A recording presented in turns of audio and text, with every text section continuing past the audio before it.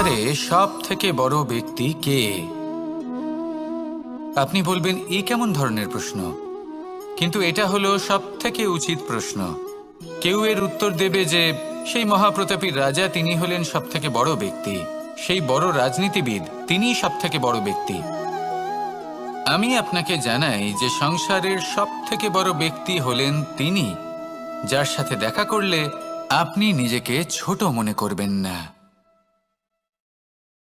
কোনো ব্যক্তি যিনি সব থেকে বেশি শক্তিশালী, আপনি যদি তার সামনে যান তাহলে উনি আপনার অন্তরের শক্তিকে বাইরে বের করে আনবে, আপনার অন্তরের লুকিয়ে থাকা শক্তিকে জাগ্রত করতে প্রেরণা প্রদান করবে।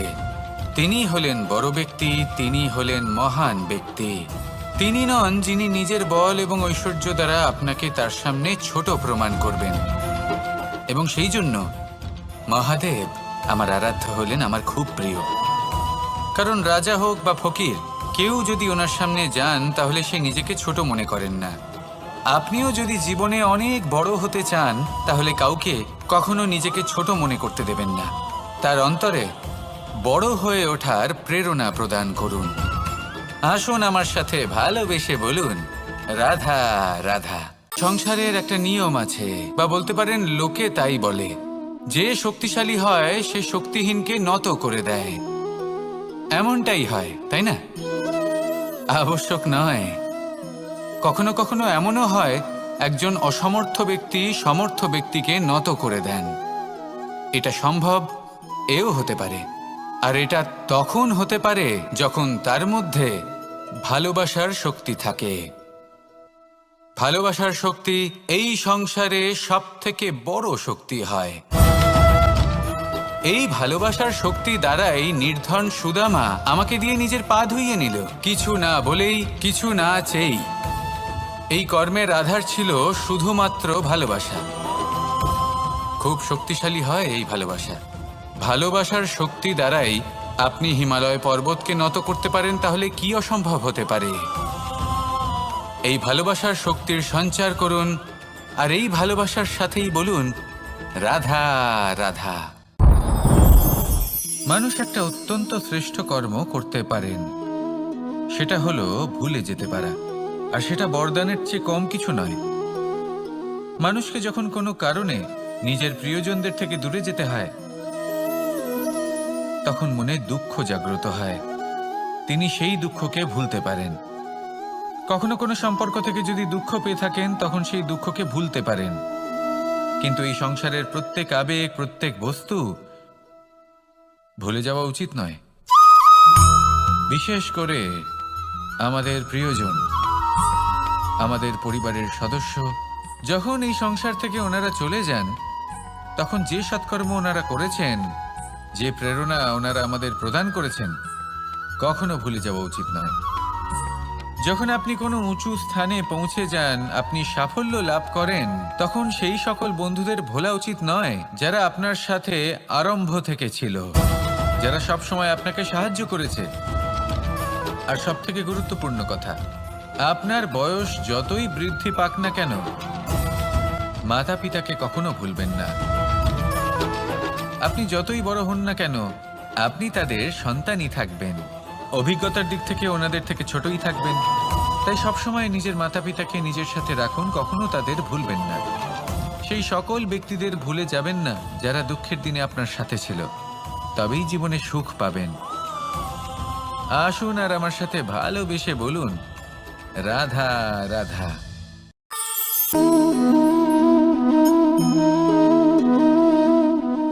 জল এই সংসারের সমস্ত প্রধান তত্ত্বের মধ্যে একটি।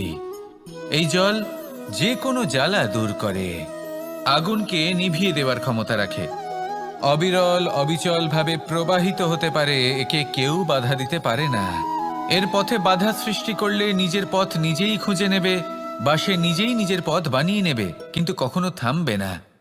এই জল হলো মহান, আর এর একটা মহান গুণ আছে, এর নিজস্ব কোনো রং নেই। কিন্তু যখন মেঘ থেকে বৃষ্টিরূপে পৃথিবীতে ঝরে পড়ে, তখন সমস্ত সংসারকে রঙিন করে তোলে।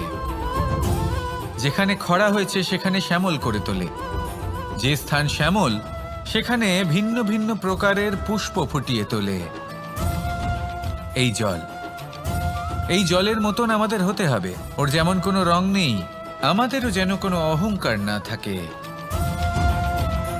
শুধু কর্মের এই ধারাতে বইতে থাকুন, এই সংসারের মঙ্গল করতে থাকুন, শ্রেষ্ঠ কর্ম করতে থাকুন। এই সংসারকে এটা বলার কোনো প্রয়োজন নেই যে আপনি কে। আপনি যদি কর্ম করতে থাকেন তাহলে এই সংসার নিজে থেকেই আপনার মূল্য জানতে পারবে। আর তখন এই মন প্রসন্ন হয়ে বলবে, রাধা রাধা। আপনারা সবাই একটা গাছের পাতাকে দেখুন, যতক্ষণ পর্যন্ত ও গাছের সাথে মানে গাছের ডালের সাথে জুড়ে থাকে সে সবুজ থাকে, বাতাসের সাথে সে নড়তে থাকে। যতক্ষণ পর্যন্ত ও সূর্য থেকে পাওয়া রশ্মির শক্তি গাছে পৌঁছে দেয় ততক্ষণ ও ডালের সাথে যুক্ত থাকে। কিন্তু যখন সেই পাতা শুকিয়ে যায় তখন তার কোনো গুরুত্ব থাকে না। সেই পাতা গাছের ডালে এবং বৃক্ষের কাছে বোঝা হয়ে থেকে যায়। এবং এমন এক সময় আসে যখন সেই ডালটি শুকনো সেই পাতাকে পরিত্যাগ করে। এটাই আমরা এই প্রকৃতিতে দেখি এবং এটাই হলো সত্য। আর এটাই আমাদের জীবনে খুব বড় একটা শিক্ষা। যদি আপনিও নিজের জীবনে নিজের আপনজনদের কাছে বোঝা স্বরূপ হয়ে দাঁড়ান তাহলে তারা আপনাকে যতই ভালোবাসুক না কেন, ওনারা যদি নাও চান তাহলেও এমন এক দিন আসবে যখন আপনার আপনজন আপনাকে পরিত্যাগ করবে। সেই জন্য সবসময় আত্মনির্ভর হয়ে ওঠার চেষ্টা করুন, নিরন্তর পরিশ্রম করতে থাকুন, কারোর ওপর বোঝা হয়ে থাকবেন না, বরং তার সাথে মিলে দায়িত্ব পালন করুন। এমনটা করবেন তাহলে আপনার সম্মানও বজায় থাকবে এবং সম্পর্কের মধ্যে আপনার মূল্যও বজায় থাকবে। আসুন আর আমার সাথে ভালোবেসে বলুন, রাধা রাধা। আমরা আমাদের জীবনের লক্ষ্য প্রাপ্ত করার জন্য কি না করে থাকি। আমরা ভাবনা চিন্তা করে থাকি, কত জ্ঞান অর্জন করে থাকি, তারপরে আমরা পরিকল্পনা করি আর প্রচেষ্টা করি। এবার প্রথম চেষ্টাতেই সাফল্য লাভ করব সেটা নাও হতে পারে, বরং ইতিহাস সাক্ষী যে প্রথমবার প্রচেষ্টা করে সাফল্য লাভ করার সম্ভাবনা অত্যন্ত কম। আর যে কোনো সফল ব্যক্তিকে দেখুন, আপনি বুঝবেন সেই ব্যক্তি বারবার প্রচেষ্টা করে, চেষ্টা করা থামায় না, তবেই সেই ব্যক্তি একদিন সাফল্য লাভ করেন। সেই জন্য আপনিও প্রচেষ্টা করা কখনো বন্ধ করবেন না, করতেই থাকুন। যখন আপনি প্রথমবার প্রচেষ্টা করেন তখন আপনি একা থাকেন, কিন্তু যখন আপনি দ্বিতীয়বার প্রচেষ্টা করেন তখন আপনার সাথে কিছু বিগত প্রচেষ্টার অভিজ্ঞতা থাকে। চেষ্টা করতে থাকুন, সাফল্য আপনার কাছে আসতেই চলেছে। আসুন আমার সাথে ভালোবেসে বলুন, রাধা রাধা। আমাদের মধ্যে এমন অনেক মানুষ আছেন যারা বই পড়তে পছন্দ করেন, অনেক মানুষ আছেন যারা ভিন্ন ভিন্ন রকমের কাহিনী পড়েন। এবার পড়তে পড়তে মাঝে এমন একটা অধ্যায় অবশ্যই আসে যা আমাদের হৃদয় স্পর্শ করে যায়। আমরা হৃদয় যন্ত্রণা অনুভব করি, তাও আমরা সেই কাহিনী শেষ পর্যন্ত পড়ি এবং তখন আমরা বুঝতে পারি যে সেই যন্ত্রণাময় অধ্যায়টি কেন এসেছিল, তার থেকে আমরা কি শিক্ষা পেলাম এবং আমরা অবশেষে লক্ষ্যেও পৌঁছলাম। কিন্তু যদি সেই যন্ত্রণাদায়ক অধ্যায়টিতে আপনি থেমে যান, আপনি যদি এটা ভাবেন যে আমি আর পড়তে পারবো না, তাহলে আপনি জানতেও পারবেন না যে পরবর্তীতে কি হতে চলেছে। এই মন দুঃখে ভরে উঠবে, মনে প্রশ্ন আসতেই থাকে যার উত্তর আমরা পাই না, নিজেদের লক্ষ্য বুঝতেই পারি না। এইভাবেই আমাদের জীবনেও যদি এমন কিছু হয় যা অত্যন্ত দুঃখজনক, যদি এমন কোনো কঠিন অধ্যায় আপনার জীবনে আসে, থামবেন না। তাহলে আপনার জীবনের কাহিনীর একটি যন্ত্রণাদায়ক দুঃখজনক অধ্যায় মাত্র। শেষ পর্যন্ত এই কাহিনীতে টিকে থাকুন, কর্ম করতে থাকুন। আপনি বুঝতে পেরে যাবেন যে এই কঠিন পরিস্থিতি আপনার জীবনে কেন এসেছিল। আপনি শিক্ষাও লাভ করবেন এবং লক্ষ্যও লাভ করবেন। আসুন আমার সাথে ভালোবেসে বলুন, রাধা রাধা। মুক্তোর এই মালা দেখতে কত সুন্দর হয়, তাই না? যিনি ধারণ করেন তাকেও এটা শীতলতা প্রদান করে। আর যে ব্যক্তি দেখে তার চোখও এই দৃশ্য দেখে শান্তি উপলব্ধি করে। কিন্তু ভাবুন, যদি এমন কিছু হয় যে সুতো দ্বারা এই মুক্তোর মালা তৈরি হয়েছে সেটা কেউ ছিঁড়ে দেয়, তাহলে এই মুক্তোর মালা ছিঁড়ে যাবে আর সমস্ত মুক্তো মাটিতে পড়ে যাবে, ছড়িয়ে পড়বে। তখন কি আমরা এটা ভাববো যে এটা তো মাটিতে পড়ে থাকা বস্তু, এটা আমি তুলব না? ভাববো না, তাই না? আমরা নিচু হয়ে একটা মুক্তো কুড়িয়ে নিই এবং আবার এদের সুতোর মধ্যে প্রবেশ করাই। কেন? কারণ এই মুক্তো হলো বহুমূল্য। এতে কোনো সন্দেহ নেই যে এই মুক্তো হলো বহুমূল্য। কিন্তু এর থেকেও অনেক বেশি বহুমূল্য হলো আমাদের জীবনে আমাদের সম্পর্ক, আমাদের বন্ধু বান্ধব। এই সম্পর্কেও কখনো কখনো বিবাদ হয়, মনোমালিন্য হয়, এগুলোও ছড়িয়ে যায়। আর সেই সময় এই মুক্তোর মতোই নত হয়ে আমাদের এই সম্পর্কগুলিকে হাতে তুলতে হবে, এদের জুড়তে হবে, এদের আগলে রাখতে হবে, কারণ এদের থেকে বহুমূল্য আর কিছুই নেই। আর যদি এই কাজটা আপনি শিখে নিতে পারেন, তাহলে আপনার জীবনের এই সম্পর্ক, এই বন্ধুত্ব সবসময় আপনাকে বল প্রদান করবে, আনন্দ প্রদান করবে। আর এই মন সুপ্রসন্ন হয়ে বলবে, রাধা রাধা। সুখ এবং দুঃখ এই দুই হলো আমাদের জীবনের অবশ্যম্ভাবী এবং গুরুত্বপূর্ণ অঙ্গ। আমাদের সকলের জীবনে কখনো সুখও আসে, আবার কখনো দুঃখও আসে। আমরা সবসময় ভাবি আমরা কিভাবে সুখ লাভ করব, কিভাবে আমরা দুঃখ থেকে দূরে থাকতে পারি। আর এই জীবনে যা কিছুই ঘটুক না কেন, সেই সব কিছু আমরা সুখ এবং দুঃখের মাপদণ্ডে মেপে থাকি। এবার এখানে একটা ছোট্ট বিষয় আছে, এটা ভেবে দেখতে হবে যে কে আসলে সুখী ব্যক্তি। সুখী ব্যক্তি হলেন তিনি যিনি নিজের জীবনে নিজের কর্মের বিশ্লেষণ করে থাকেন, সেই বুঝে পদক্ষেপ নেন। উনি কি করতে চলেছেন সেটা উনি জানেন। আর যদি ওনার কোনো দোষ থাকে বা ভুল থাকে, তাহলে সেগুলো শুধরে নিয়ে এগিয়ে চলেন। সেই জন্য উনি সুখী হন। অন্যদিকে যে ব্যক্তি দুঃখী, তিনি কি করেন? তিনি নিজের উপর নয়, অন্যের উপর নিজের নজর রাখেন যে তিনি কি করছেন, কিভাবে কর্ম করছেন। ওনারা অন্যের নিন্দা করেন, অন্যের সাফল্য দেখে ঈর্ষা করেন, ক্রুদ্ধ হয়ে যান, ওনাদের বাধা দিতে চেষ্টা করেন। সেই জন্যই তো ওনারা দুঃখী হন। এই সংসারে এমন অনেক ব্যক্তি আছেন যারা এই কারণে দুঃখী নন যে তাদের জীবনে দুঃখ আছে। তারা এই কারণে দুঃখ পান কারণ অন্যের জীবন অনেক বেশি সুখের। দেখুন, শেষ পর্যন্ত আপনাকে নিজের কর্মের প্রতি মনোসংযোগ করতেই হবে, অন্যের প্রতি নয়। কারণ আপনার জীবনে আপনার কর্ম হলো এমন একটা জিনিস যা আপনার নিয়ন্ত্রণে আছে। নিরন্তর চেষ্টা করতে থাকুন, নিজের কর্মকে বুঝতে শিখুন, শুধরে নিন, নিজেকে শ্রেষ্ঠ করে তুলুন। তখন সাফল্য নিজে থেকে আপনার কাছে আসবে আর এই মন প্রসন্ন হয়ে বলবে, রাধা রাধা। এই সংসারে এমন কোন আবেগ আছে যা সবসময় কটু বলে মনে হয়, কিন্তু সবার শেষে এটি সব থেকে বেশি মধুর উপলব্ধি প্রদান করে, সব থেকে বেশি মধুর অনুভূতি প্রদান করে। উত্তর পেলেন? পেলেন না? আপনাকে একটা উদাহরণ দিই। যখন মাতা সীতাকে অপহরণ করা হয়েছিল, তখন শ্রীরাম অপেক্ষা করেছিলেন 4 মাস পর্যন্ত। উনি খুঁজতে চেয়েছিলেন, কিন্তু উনি ওনার খোঁজ বন্ধ রেখেছিলেন। কল্পনা করে দেখুন ওনার কতটা যন্ত্রণা হয়েছিল। উনি শুধু অপেক্ষা করছিলেন, কারণ তখন বর্ষা ছিল। অনেক দিন পর্যন্ত সূর্যের আলো দেখা যায়নি। উনি জানতেন এরকম সময় বানর সেনার পক্ষে বনের মধ্যে পথ খোঁজা খুবই কঠিন কাজ হবে। সাগর পার করা অত্যন্ত কঠিন হয়ে দাঁড়াবে। তারা হয়তো বনের মধ্যে পথ হারিয়ে ফেলবে।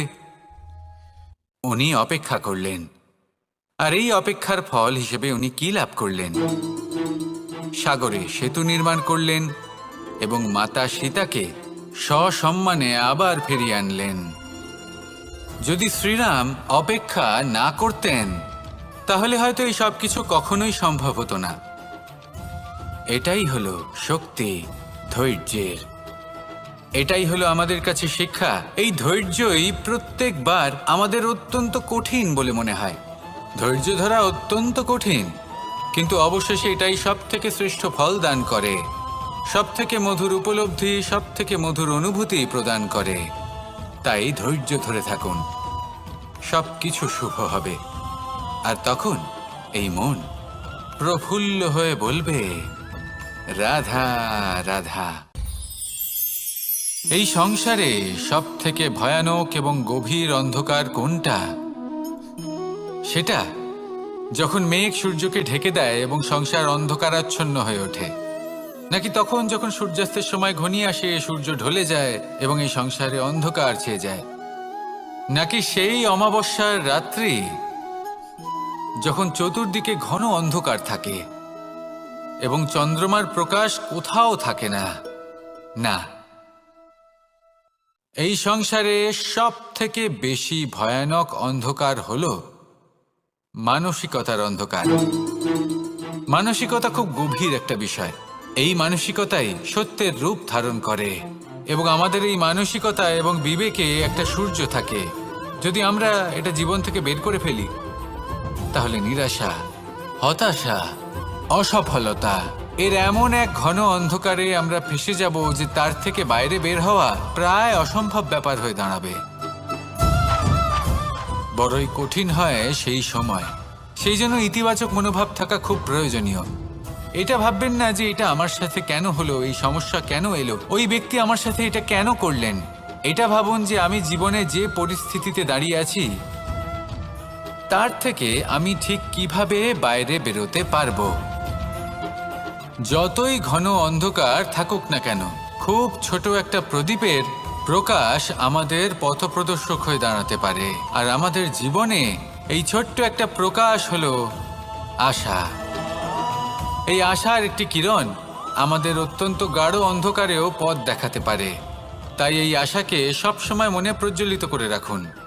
গাঢ় থেকে গাঢ় অন্ধকারের সাথে, কঠিন থেকে কঠিনতর সমস্যার সাথে লড়াই করুন, সামনে এগিয়ে চলুন, আর আমার সাথে ভালোবেসে বলুন, রাধা রাধা।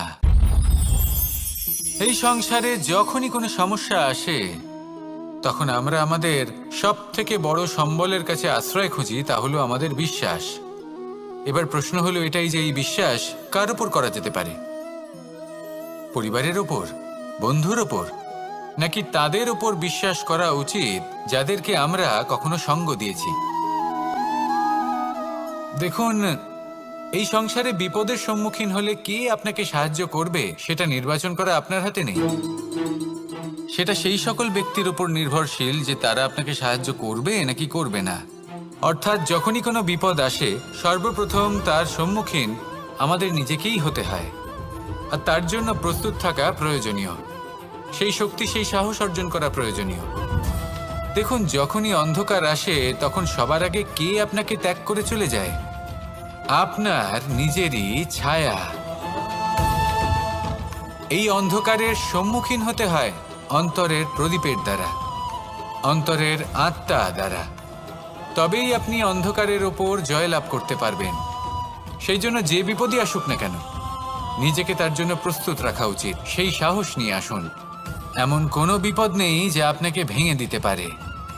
আসুন আমার সাথে ভালোবেসে বলুন, রাধা রাধা। একটি নৌকা বিশাল একটি সাগরে ভেসে চলে। কখনো যাত্রীদের বা কখনো বিশাল বস্তুকে নিজের সাথে বহন করে নিয়ে চলে, এক স্থান থেকে অন্য স্থানে পৌঁছে দেয়। এই নৌকা কখনো সাগরে আটকে পড়ে বা কখনো ডুবে যেতেও পারে। কিন্তু এই নৌকা তখন ডুবে যায় না যখন এর আশেপাশে অধিক মাত্রায় জল থাকে। এটা তখন ডুবে যায় যখন ও নিজের আশেপাশের থাকা জলকে নিজের ভেতরে প্রবেশ করতে দেয়। যখন আস্তে আস্তে এই জল প্রবেশ করতে থাকে, নৌকা ভারী হতে থাকে আর আস্তে আস্তে ডুবে যায়। এটা আমাদের কাছে একটা শিক্ষা। হতেই পারে আমাদের এই সংসারে, আমাদের জীবনে আশেপাশে অনেক বেশি মাত্রায় নেতিবাচক শক্তি থাকবে, ঈর্ষা থাকবে, বিদ্বেষ, ঘৃণা বা ভয় থাকবে। কিন্তু মনের এই নৌকা শুধু তখনই ডুববে যখন আপনি এই নেতিবাচক শক্তিকে নিজের ভেতরে প্রবেশ করতে দেবেন। মনে রাখবেন, এই নেতিবাচক শক্তিকে কখনো নিজের মনে প্রবেশ করতে দেবেন না। প্রবেশ করলেও তাহলে যেন সে সেখানে কোনো স্থান না পায়। শুধু এই বিষয়টা খেয়াল রাখলে আপনার মনের এই নৌকা জীবনের এই সাগরে সব সময় ভেসে থাকবে, আর এই মন প্রসন্ন হয়ে বলবে, রাধা রাধা। সমাজ, আমরা এই সমাজে বাস করি আর বহুবার একটা গুরুত্বপূর্ণ কথা ভুলে যাই। এই সমাজ আমরা সকলে মিলে তৈরি করি। সমস্ত সময় কাটিয়ে দিই এইটা ভাবতে ভাবতে যে এই সমাজ কি ভাববে, আমার কি করা উচিত, আমার কি ভাবা উচিত, কি পড়া উচিত, কোনটা সঠিক কোনটা ভুল। যদি আমি এটা করি তাহলে কয়েকজনের এটা মনে হবে না তো যে আমি খারাপ, যখন আমি তা নই। মনে ভয় উৎপন্ন হয় সেই কয়েকজন মানুষের জন্য। তার কারণ হলো আমরা আমাদের মনের কথা শুনতে পাই না, না শুনতে পাই, না বলতে পারি, আর না করতে পারি। সেই কয়েকজন মানুষের ভয়ে আমরা খারাপের বিরোধিতা করা ছেড়ে দিই। কিন্তু কখনো নিজেকে জিজ্ঞেস করুন, শেষ পর্যন্ত কারা এই কয়েকজন মানুষ? এই সংসারে প্রতিটি মানুষেরই নিজের আলাদা আলাদা ব্যক্তিত্ব আছে, আলাদা দৃষ্টিভঙ্গি আছে। তাই যদি আপনি এটা ভাবেন যে আপনি সবাইকে খুশি করতে পারবেন, তাহলে আপনি ভীষণ বড় ভুল করছেন। জীবনে কর্ম তাই করুন যাতে আপনার অন্তরাত্মা সন্তুষ্ট হয়, আর অন্তরাত্মা সন্তুষ্ট তখনই হবে যখন আপনার কর্ম শুভ হবে। তাই নিজের মনের কথা শুনে এই সংসারে শুভ কর্ম করতে থাকুন, তবেই এই সংসারের কর্মে আপনি সার্থক হবেন। রাধা রাধা। মানুষের জীবনে সবসময় কিছু না কিছু ঘটে চলেছে। কখনো ভালো কিছু ঘটে, আবার কখনো দুর্ঘটনা ঘটে। এবার যখনই কোনো দুর্ঘটনা ঘটে, মানুষ ঈশ্বরের কাছে প্রার্থনা করে যে, হে ঈশ্বর, আমাকে রক্ষা করুন, এই বিপদ থেকে আমাকে উদ্ধার করুন। বা সে সেই সমস্ত দোষ চাপিয়ে দেয় নিজের প্রারব্ধ, নিজের ভাগ্যের ওপর। কিন্তু যদি আপনি গভীরভাবে ভাবেন, তাহলে প্রত্যেক দুর্ঘটনা, বাধা এবং বিপদ আপনার জীবনে শুধু একটাই উদ্দেশ্য নিয়ে আসে, আপনাকে আরো যোগ্য করে তোলার জন্য। যদি আপনাদের একটা উদাহরণ দিই, বর্ষার ঋতুতে যখন প্রচণ্ড মাত্রায় বৃষ্টি পড়ে, ছাদ থেকে জল পড়তে থাকে, তখন আপনি নিশ্চিত করে নেন, স্থির করে নেন যে এবার আমি এই ছাদকে নতুন করে বানিয়ে তুলব, আরো শক্তিশালী বানিয়ে তুলব, আরো দৃঢ় বানাবো। আপনার জীবনে যখন কোনো অসুখ করে, তারপর আপনি জীবনে আরো সাবধানী হয়ে যান, আরো সতর্ক হয়ে যান, স্থির করে নেন যে এটা যেন দ্বিতীয়বার না হয়, ঠিক কিনা? এই বিপদ, এই দুর্ঘটনা, এই সংকট, এগুলো জীবনে আসবে আপনাকে আরো শ্রেষ্ঠ করে তোলার জন্য। এবার এটা আপনার ওপর। আপনি একে ভাগ্যের পরিহাস বলে মনে করবেন, নাকি ঈশ্বরের সংকেত মনে করবেন, যিনি আপনাকে আরো শ্রেষ্ঠ করে তুলতে চান? সিদ্ধান্ত আপনারই। আসুন আর আমার সাথে ভালোবেসে বলুন, রাধা রাধা। এবার ধরুন আমাকে দ্বারকা থেকে হস্তিনাপুর যেতে হবে, আর পথে আমি প্রত্যেকটা এমন স্থানে দাঁড়াচ্ছি যেখানে আমার মন আপ্লুত করার মতো কোনো দৃশ্য দেখতে পাচ্ছি, বা কোনো ব্যক্তিকে দেখতে পাচ্ছি, বা কোনো প্রসঙ্গ দেখতে পাচ্ছি, বা কোনো নাটক দেখতে পাচ্ছি। তাহলে কি আমি কখনো হস্তিনাপুরে উচিত সময়ে পৌঁছতে পারবো? কখনোই নয়। মানুষকেও ঠিক এই কথাটাই মাথায় রাখতে হবে। মানুষ মনের মধ্যে একটা লক্ষ্য স্থির করেন, সেই পথে অগ্রসর হয়ে পড়েন।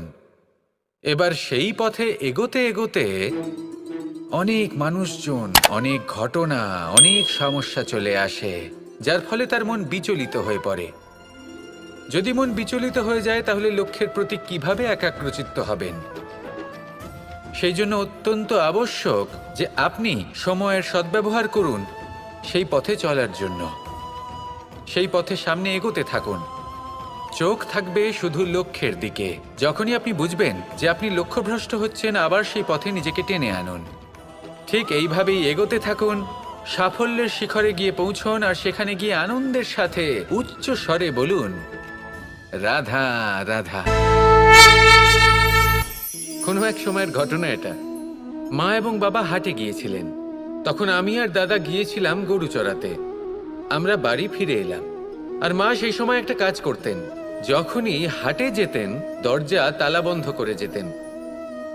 উনি খুব ভালো করে জানতেন যে যদি ওনার এই মাখন চোর সঠিক সময়ে পৌঁছে যায় তাহলে এক ফোঁটাও মাখন আর অবশিষ্ট থাকবে না। এবার ঘটনা কিছুটা এরকম হলো যে মা আর বাবা মাঝে মাঝে হাটে যেতেন, তাই মাঝে মাঝেই দরজা তালা বন্ধ করতে হতো। যখন মা আর বাবা ফিরে এলেন তখন বাবা ভুলে গিয়েছিলেন যে এই চাবির গোছা থেকে ঠিক কোন চাবিটা দরজার তালা খোলার জন্য উপযোগী। উনি চেষ্টা করতে শুরু করে দিলেন। একটার পর একটা চাবি দিয়ে উনি চেষ্টা করতে থাকলেন, কিন্তু সেই দরজার তালা তো খুলতেই চাইছিল না। ওনার মাথা থেকে ঘাম পড়তে শুরু করলো। তখন মা বললেন যে তালা ভেঙে দেওয়া যাক। মা চলে গেলেন, আর বাবা বললেন না না দাঁড়াও, আর কিছু চাবি বাকি আছে, এটা হয়তো খুলতে পারবো। মা হাতুড়ি নিয়ে চলে এলেন সেই তালা ভাঙার জন্য, আর তখনই বাবা শেষ চাবিটা প্রয়োগ করলেন আর দরজার তালা খুলে গেল।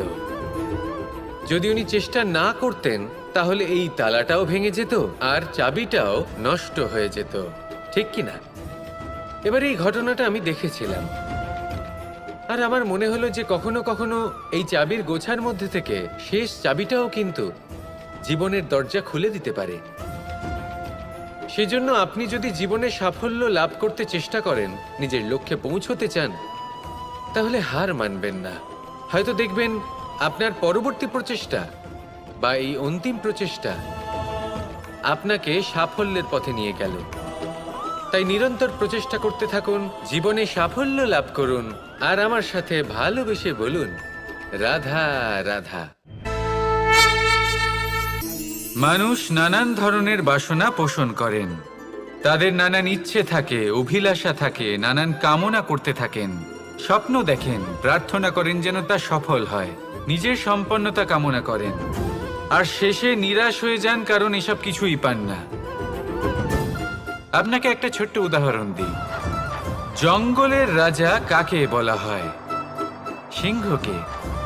এবার যেহেতু সিংহ বনের রাজা, তাই হরিণ তো তার কাছে এসে এটা বলতে পারে না যে আপনি হলেন বনের রাজা, তাই আপনি আমাকে মেরে ফেলুন, আমাকে খেয়ে ফেলুন আর নিজের ক্ষুধা নিবারণ করুন। এমন তো হয় না।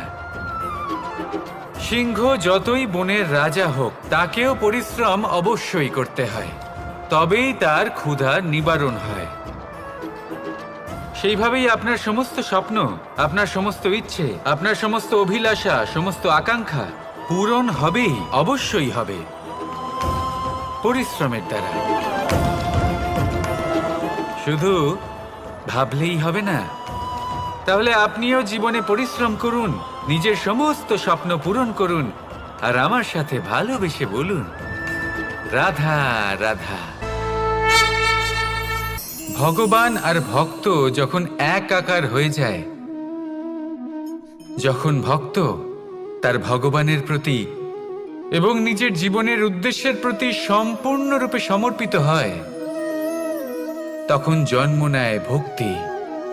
এই সংসারের সমস্ত আশা হয়তো আপনার সঙ্গ ত্যাগ করে দিতে পারে, তখনও ভক্তি সাথে থাকবে। ভক্ত আর ভগবান যখন একাকার হয়ে যায়, তাদের মধ্যে কোনো পার্থক্য থাকে না। তারা এক হয়ে যায়, এক ব্যক্তিত্ব, এক অস্তিত্ব। সেই জন্য কখনো জীবনে যে কোনো রূপেই, যে কোনো প্রকারেই, যে কোনো ঈশ্বরকে মান্য করুন, মনের মধ্যে শ্রদ্ধা ভাব জাগ্রত করুন, মনে ভক্তি ভাব জাগ্রত করুন। এই সমগ্র সংসারে সব কিছু আপনাকে ছেড়ে চলে গেলেও তখনও এই ভক্তি শুধুমাত্র আপনার উত্থান ঘটাবে। তাই মনে ভক্তি জাগ্রত করুন, আর আমার সাথে ভালোবেসে বলুন, রাধা রাধা। কর্ম কর্ম সর্বদাই শান্ত মনে করুন। ভিতের সেই ইটের মতো করুন যে শান্তভাবে 7 হাত গভীরে অবস্থান করে। সবার চোখ যায় শিখরের সেই পতাকার দিকে, কিন্তু শিখরে থাকা সেই পতাকা প্রতীক হলো ভিতের মধ্যে থাকা সেই ইটের শক্তির, যে শান্ত মনে নিজের কাজ করে গেছে। তাই এইভাবেই নিজের কর্ম করুন শান্ত মনে, সন্তোষ ভাব নিয়ে। কলরব যা করার তা আপনার সাফল্যকে করতে দিন, কারণ যখন সাফল্যের এই জয় জয়কার চারিদিকে ছড়িয়ে পড়ে, তখন কর্মের এই মৌনতা আরও শক্তিশালী হয়ে ওঠে। তাহলে আসুন আমার সাথে ভালোবেসে বলুন, রাধা রাধা। মানুষ জীবনে সবসময় সুখ পেতে চান, কিন্তু এই সুখ এটা আসলে কি? এই সুখের আসল রূপ কি? আমি বলি, সুখের আসলে দুটি রূপ হয়, বাহ্যিক সুখ, আত্মিক সুখ। আর এটা ঠিক তেমনই হয় যেরকম আমাদের শরীরের সাথে জড়িত ছায়া আর আমাদের শরীরের মধ্যে বসবাসকারী আত্মার। যদি ছায়ার কথা ভেবে দেখেন তাহলে বুঝতে পারবেন, আমাদের শোবার সময় ভোরবেলা এই ছায়া অনেক বড় হয়ে যায়। যখন এই সূর্য মাথার ওপরে চলে আসে, তার তাপ বেড়ে যায়, তখন এই ছায়া ছোট হয়ে যায়। আর যেই অন্ধকার নেমে আসে, এই ছায়া আপনার সঙ্গ ত্যাগ করে। এরকমই হয় বাহ্যিক সুখ। আর এবার কথা বলি আমাদের শরীরের মধ্যে বসবাসকারী এই আত্মা। এই আত্মা কখনো আমাদের সঙ্গ ত্যাগ করে না, সব সময় আমাদের সাথে জড়িয়ে থাকে। এরকমই হয় আত্মিক সুখ, যা সব সময় আমাদের সাথে থাকে। আত্মিক সুখ কারোর সেবা করে, আত্মিক সুখ কাউকে সাহায্য করে, আত্মিক সুখ প্রেম বোধের, যা কখনো আমাদের সঙ্গ ত্যাগ করে না। সেখানে বাহ্যিক সুখ, যতক্ষণ আপনি সম্পন্ন কিছু মানুষ এবং সুবিধার সাথে আছে, এই বাহ্যিক সুখ আপনার সাথে থাকবে। সম্পন্নতা চলে গেলে, মানুষজন চলে গেলে, সুখ সুবিধা চলে গেলে, বাহ্যিক সুখও চলে যায়। তাহলে এই আত্মিক সুখ খুঁজে নিন এবং সেই সুখের সাথেই বলুন, রাধা রাধা। এই সংসারের একটা নিয়ম আছে, বা বলতে পারেন লোকে তাই বলে, যে শক্তিশালী হয় সে শক্তিহীনকে নত করে দেয়। এমনটাই হয়, তাই না? আবশ্যক নয়। কখনো কখনো এমনও হয়, একজন অসমর্থ ব্যক্তি সমর্থ ব্যক্তিকে নত করে দেন। এটা সম্ভব, এও হতে পারে। আর এটা তখন হতে পারে যখন তার মধ্যে ভালোবাসার শক্তি থাকে। ভালোবাসার শক্তি এই সংসারে সবথেকে বড় শক্তি হয়। এই ভালোবাসার শক্তি দ্বারাই নির্ধন সুদামা আমাকে দিয়ে নিজের পা ধুইয়ে নিল, কিছু না বলেই, কিছু না চেয়েই। এই কর্মের আধার ছিল শুধুমাত্র ভালোবাসা। খুব শক্তিশালী হয় এই ভালোবাসা। ভালোবাসার শক্তি দ্বারাই আপনি হিমালয় পর্বতকে নত করতে পারেন, তাহলে কি অসম্ভব হতে পারে? এই ভালোবাসার শক্তির সঞ্চার করুন, আর এই ভালোবাসার সাথেই বলুন, রাধা রাধা। এই সংসারে সব থেকে বড় ব্যক্তি কে? আপনি বলবেন, এ কেমন ধরনের প্রশ্ন? কিন্তু এটা হলো সব থেকে উচিত প্রশ্ন। কেউ এর উত্তর দেবে যে সেই মহাপ্রতাপী রাজা, তিনি হলেন সব থেকে বড় ব্যক্তি, সেই বড় রাজনীতিবিদ, তিনিই সব থেকে বড় ব্যক্তি। আমি আপনাকে জানাই যে সংসারের সব থেকে বড় ব্যক্তি হলেন তিনি, যার সাথে দেখা করলে আপনি নিজেকে ছোট মনে করবেন না। কোনো ব্যক্তি যিনি সব থেকে বেশি শক্তিশালী, আপনি যদি তার সামনে যান, তাহলে উনি আপনার অন্তরের শক্তিকে বাইরে বের করে আনবে। আপনার অন্তরের লুকিয়ে থাকা শক্তিকে জাগ্রত করতে প্রেরণা প্রদান করবে। তিনি হলেন বড় ব্যক্তি, তিনি হলেন মহান ব্যক্তি। তিনি নন যিনি নিজের বল এবং ঐশ্বর্য দ্বারা আপনাকে তার সামনে ছোট প্রমাণ করবেন। এবং সেই জন্য মহাদেব আমার আরাধ্য হলেন আমার খুব প্রিয়। কারণ রাজা হোক বা ফকির, কেউ যদি ওনার সামনে যান তাহলে সে নিজেকে ছোট মনে করেন না। আপনিও যদি জীবনে অনেক বড় হতে চান, তাহলে কাউকে কখনো নিজেকে ছোট মনে করতে দেবেন না। তার অন্তরে বড় হয়ে ওঠার প্রেরণা প্রদান করুন। আসুন আমার সাথে ভালোবেসে বলুন, রাধা রাধা।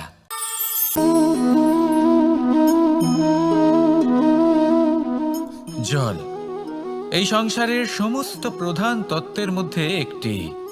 এই জল যে কোনো জ্বালা দূর করে, আগুনকে নিভিয়ে দেওয়ার ক্ষমতা রাখে, অবিরল অবিচল ভাবে প্রবাহিত হতে পারে, একে কেউ বাধা দিতে পারে না। এর পথে বাধা সৃষ্টি করলে নিজের পথ নিজেই খুঁজে নেবে বা সে নিজেই নিজের পথ বানিয়ে নেবে, কিন্তু কখনো থামবে না। এই জল হলো মহান, আর এর একটা মহান গুণ আছে, এর নিজস্ব কোনো রং নেই। কিন্তু যখন মেঘ থেকে বৃষ্টিরূপে পৃথিবীতে ঝরে পড়ে, তখন সমস্ত সংসারকে রঙিন করে তোলে। যেখানে খরা হয়েছে সেখানে শ্যামল করে তোলে, যে স্থান শ্যামল সেখানে ভিন্ন ভিন্ন প্রকারের পুষ্প ফুটিয়ে তোলে। এই জলের মতন আমাদের হতে হবে। ওর যেমন কোনো রং নেই, আমাদেরও যেন কোনো অহংকার না থাকে। শুধু কর্মের এই ধারাতে বইতে থাকুন, এই সংসারের মঙ্গল করতে থাকুন, শ্রেষ্ঠ কর্ম করতে থাকুন। এই সংসারকে এটা বলার কোনো প্রয়োজন নেই যে আপনি কে। আপনি যদি কর্ম করতে থাকেন তাহলে এই সংসার নিজে থেকেই আপনার মূল্য জানতে পারবে, আর তখন এই মন প্রসন্ন হয়ে বলবে, রাধা রাধা। মানুষ একটা অত্যন্ত শ্রেষ্ঠ কর্ম করতে পারেন, সেটা হলো ভুলে যেতে পারা, আর সেটা বরদানের চেয়ে কম কিছু নয়। মানুষকে যখন কোনো কারণে নিজের প্রিয়জনদের থেকে দূরে যেতে হয়, তখন মনে দুঃখ জাগ্রত হয়, তিনি সেই দুঃখকে ভুলতে পারেন। কখনো কোনো সম্পর্ক থেকে যদি দুঃখ পেয়ে থাকেন, তখন সেই দুঃখকে ভুলতে পারেন। কিন্তু এই সংসারের প্রত্যেক আবেগ, প্রত্যেক বস্তু ভুলে যাওয়া উচিত নয়। বিশেষ করে আমাদের প্রিয়জন, আমাদের পরিবারের সদস্য, যখন এই সংসার থেকে ওনারা চলে যান, তখন যে সৎকর্ম ওনারা করেছেন, যে প্রেরণা ওনারা আমাদের প্রদান করেছেন, কখনো ভুলে যাওয়া উচিত নয়। যখন আপনি কোনো উঁচু স্থানে পৌঁছে যান, আপনি সাফল্য লাভ করেন, তখন সেই সকল বন্ধুদের ভোলা উচিত নয় যারা আপনার সাথে আরম্ভ থেকে ছিল, যারা সব সময় আপনাকে সাহায্য করেছে। আর সব থেকে গুরুত্বপূর্ণ কথা, আপনার বয়স যতই বৃদ্ধি পাক না কেন, মাতা পিতাকে কখনো ভুলবেন না। আপনি যতই বড় হন না কেন, আপনি তাদের সন্তানই থাকবেন, অভিজ্ঞতার দিক থেকে ওনাদের থেকে ছোটই থাকবেন। তাই সবসময় নিজের মাতা পিতাকে নিজের সাথে রাখুন, কখনো তাদের ভুলবেন না। সেই সকল ব্যক্তিদের ভুলে যাবেন না যারা দুঃখের দিনে আপনার সাথে ছিল, তবেই জীবনে সুখ পাবেন। আসুন আর আমার সাথে ভালোবেসে বলুন, রাধা রাধা। আমরা আমাদের জীবনের লক্ষ্য প্রাপ্ত করার জন্য কি না করে থাকি। আমরা ভাবনা চিন্তা করে থাকি, কত জ্ঞান অর্জন করে থাকি, তারপরে আমরা পরিকল্পনা করি আর প্রচেষ্টা করি। এবার প্রথম চেষ্টাতেই সাফল্য লাভ করব সেটা নাও হতে পারে, বরং ইতিহাস সাক্ষী যে প্রথমবার প্রচেষ্টা করে সাফল্য লাভ করার সম্ভাবনা অত্যন্ত কম।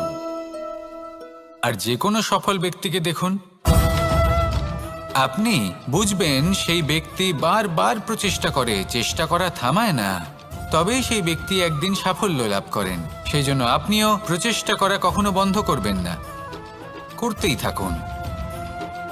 যখন আপনি প্রথমবার প্রচেষ্টা করেন তখন আপনি একা থাকেন, কিন্তু যখন আপনি দ্বিতীয়বার প্রচেষ্টা করেন তখন আপনার সাথে কিছু বিগত প্রচেষ্টার অভিজ্ঞতা থাকে। চেষ্টা করতে থাকুন, সাফল্য আপনার কাছে আসতেই চলেছে। আসুন আমার সাথে ভালোবেসে বলুন, রাধা রাধা। আপনারা সবাই একটা গাছের পাতাকে দেখুন, যতক্ষণ পর্যন্ত গাছের সাথে মানে গাছের ডালের সাথে জুড়ে থাকে সে সবুজ থাকে, বাতাসের সাথে সে নড়তে থাকে। যতক্ষণ পর্যন্ত ও সূর্য থেকে পাওয়া রশ্মির শক্তি গাছে পৌঁছে দেয়, ততক্ষণ ও ডালের সাথে যুক্ত থাকে। কিন্তু যখন সেই পাতা শুকিয়ে যায়, তখন তার কোনো গুরুত্ব থাকে না। সেই পাতা গাছের ডালে এবং বৃক্ষের কাছে বোঝা হয়ে থেকে যায়। এবং এমন এক সময় আসে যখন সেই ডালটি শুকনো সেই পাতাকে পরিত্যাগ করে। এটাই আমরা এই প্রকৃতিতে দেখি এবং এটাই হলো সত্য। আর এটাই আমাদের জীবনে খুব বড় একটা শিক্ষা। যদি আপনিও নিজের জীবনে নিজের আপনজনদের কাছে বোঝা স্বরূপ হয়ে দাঁড়ান, তাহলে তারা আপনাকে যতই ভালোবাসুক না কেন, ওনারা যদি নাও চান তাহলেও এমন এক দিন আসবে যখন আপনার আপনজন আপনাকে পরিত্যাগ করবে। সেই জন্য সবসময় আত্মনির্ভর হয়ে ওঠার চেষ্টা করুন, নিরন্তর পরিশ্রম করতে থাকুন, কারোর ওপর বোঝা হয়ে থাকবেন না, বরং তার সাথে মিলে দায়িত্ব পালন করুন। এমনটা করবেন তাহলে আপনার সম্মানও বজায় থাকবে এবং সম্পর্কের মধ্যে আপনার মূল্যও বজায় থাকবে। আসুন আর আমার সাথে ভালোবেসে বলুন, রাধা রাধা।